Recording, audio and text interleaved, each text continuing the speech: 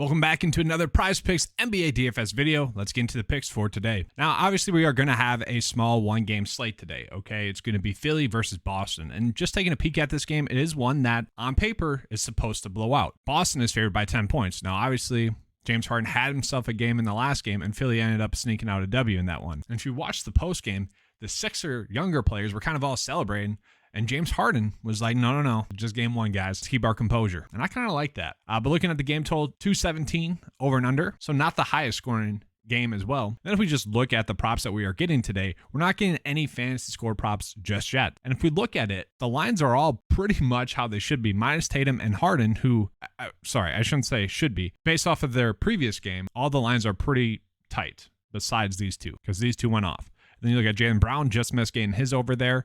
We look at Maxey, did get the over there. Just missed getting the over there.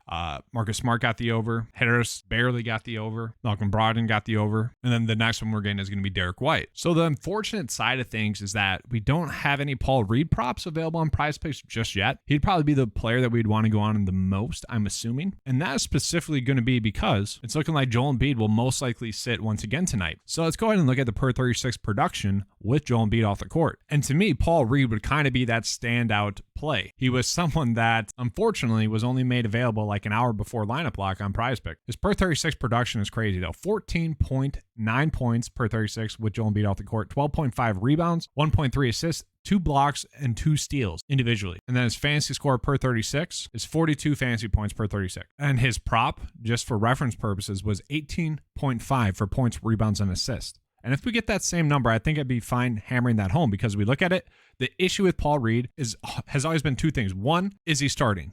And then two, how many minutes will he get? Those kind of go together, though, with Paul Reed. If he is starting, most of the times he was getting a lot of minutes. So he's a player that I think we'll be looking at on the slate. He's a player that I think we'll have available before lineup lock. We'll just have to wait and see. And just for reference purposes, like, we're not getting any of those on DraftKings Sportsbook either for Paul Reed just yet, because he is specifically dependent on if Joel Embiid plays or not. Once we get confirmation on that, then we should get a Paul Reed prop. Now let's just go ahead and touch on the other players there. We got James Harden as well. Let's see if we can find any sort of edge with him. So looking at his per 36 production with Joel Embiid off the court, and I think it's worth mentioning that his usage rate goes up 8.7% with Joel Embiid off the court. He averages 6.8 more points per 36 as well, for a total of 25.3. So not elite, but we can also still see that this is probably too low, lower than it should be, because his production with Embiid off the court is slightly higher than that on a per 36 basis. And we can see that, it's the playoffs, so he's most likely going to play more than 36 minutes, and he ended up shooting the ball a ton. Now, he was hot shooting the basketball.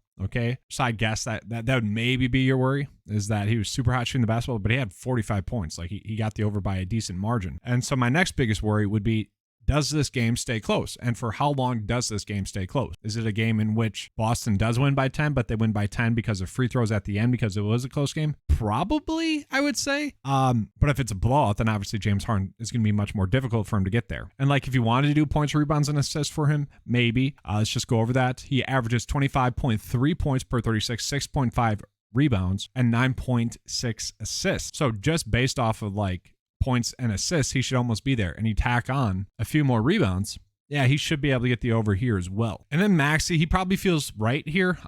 Probably not touching Maxey as a whole. Really, the only one we could potentially do would be free throws made. You look at his per 36 production with Embiid off the court, he does average 4.6 free throws made. If you think there's something there, you can roll with it. I do not like free throw props because it's very much dictated on how the refs are choosing to ref the game that day. And it's basketball. That's not a very consistent thing, but definitely an option you can roll with. And then to me, my favorite prop last game with these two was Tobias Harris over fantasy points. I think it was at 31.5. It was, and it kept fluctuating from 32 to 31. It's a weird thing that's been going on. I touched on this on the NineToFive Discord, how it's been super strange how that has been occurring. And if you talk about Kevin Love yesterday, who, man, what a disappointment, could not make a bucket. Basically had a taco with him at 22.5, and that's what was interesting. Because when Jimmy Butler was ruled out, his fantasy score jumped up to 20 or 25. That was essentially a taco in itself. And because he couldn't make a basket, he didn't get there. But it's weird just how much the fantasy score props have been adjusting throughout the day on PrizePicks. And it's most likely not much, but it is fluctuating a lot, which I find interesting. Looking at Tobias Harris here, though, you look at his per 36 production, 19.6 points per 36 with Joel Embiid off the court, 7.8 rebounds, and 3.1 assists. So once again, just based off of the points and rebounds, he should be able to get the over. You tack on a few more assists, and he should be able to get there as well. Tobias Harris is not a terrible prop for points, rebounds, and assists. Like, if we don't get any fantasy score props, I think we could roll with that. But he's not someone that really turns the ball over too much, and I think we can expect him to get a block or steal, so I think I would want to roll with that. And then just look at that Malcolm Brogdon as well. Malcolm Brogdon has really been on a tear recently. I mentioned this. I think he is their third best player on that roster. Some might think that's like a hot take. Regardless, he is just a good basketball player. Okay, he threw a dime to Jason Tatum at the end of the game, and Tatum wasn't ready for it. Kind of being sarcastic there, but I did see Brogdon getting a lot of slack for that. I'm like, well, yes, it was probably a little bit too hard of a pass, but also Tatum didn't really seem right. Weird play, right? Weird play. They went full Milwaukee Bucks there, where they're just like, here you go, and when you know it was a former Buck that gave that one away. Weird ending there. But looking at it, like, Brogdon's mints have been there, and it's just because, like, he just consistently makes the correct play, and he hasn't been shooting the basketball all too well. Look at his 3-pointer percentage: 2 for 6, 1 for 5, 1 for 5. Not good. If we can actually get him to make some threes, that'd be huge. So I don't mind him for points, rebounds, and assists. Then if we look at it, like, Malcolm Brogdon production has came at the expense of Derek White getting less minutes. So it is kind of one of those situations where, and if you think White's the better play today, bet under for Brogdon, bet over for White. But I think Brogdon is going to continue to be the better play, so we could bet the over for Brogdon here, and then we'd want to bet the under for Derek White. It's kind of as simple as that. They don't correlate together too well. Then another prop that we used, if you guys remember 2 days ago, two of my favorite props were Al Horford and Tobias Harris over fantasy points. We are not getting Al Horford prop just yet. But if we just look at like DraftKings Sportsbook, we can see points is set at 8.5, rebounds is set at 6.8, and assists is set at 3.5. So essentially, his points, rebounds, and assist prop is going to be set probably at around 21 or so, which I wouldn't mind at that point. Now, real quickly, let's just go ahead and pull it up here on the 9to5 PrizePicks NBA cheat sheet. You can see James Harden over points is being favored as well. To me, that is going to be the best one that we are getting. His projection is just going to be based off of his average points scored on the season, not taking into account the per 36 production with Joel Embiid off the court. So this is probably going to be a prop that we want to go ahead and use, okay? Probably the best bet on the day. And then once again with Tobias Harris, that's going to be the exact same thing, where because he is out, Joel Embiid, I shouldn't assume that. If Joel Embiid's out, I think that's going to be a good one. And then for what it's worth, we are seeing Al Horford points and rebounds. That could be one that we roll with right now prior to us getting those other props. So don't mind that one. And then for what it's worth, guys, as well, we can see Underdog has already bumped up. And I'm looking at the PrizePicks cheat sheet specifically here. We can already see that Underdog has bumped up this prop to 24.5. So unfortunately, I'm going to assume that this is probably going to go away throughout the day. And oh, would you look at that? Malcolm Brogdon as well, over points. Not a terrible one there as well.